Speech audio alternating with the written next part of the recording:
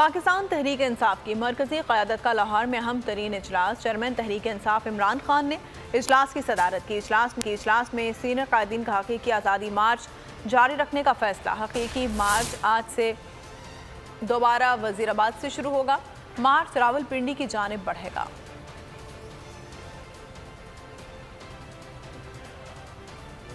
कप्तान का अज़्म, मेरे हौसले हैं बुलंद, दुश्मन की चालें मेरे अज़्म को ना कर सकी कम। हकीकी आज़ादी मार्च आज से फिर होगा रवां दवां। इमरान खान की क़यादत में PTI के अहम तरीन इजलास में अहम फैसले। हकीकी आज़ादी मार्च आज वजीराबाद में हमले के मकाम से दोबारा शुरू किया जाएगा।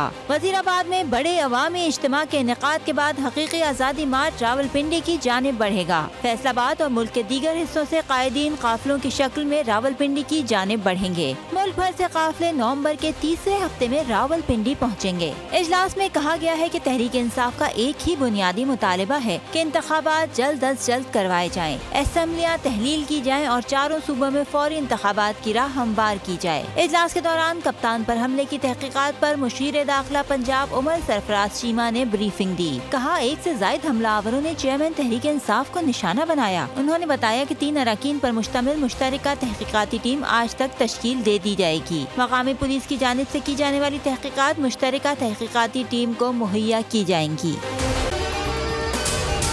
अगर आपको ये वीडियो पसंद आई है तो हमारे चैनल को सब्सक्राइब करें और बेल आइकन को प्रेस करें।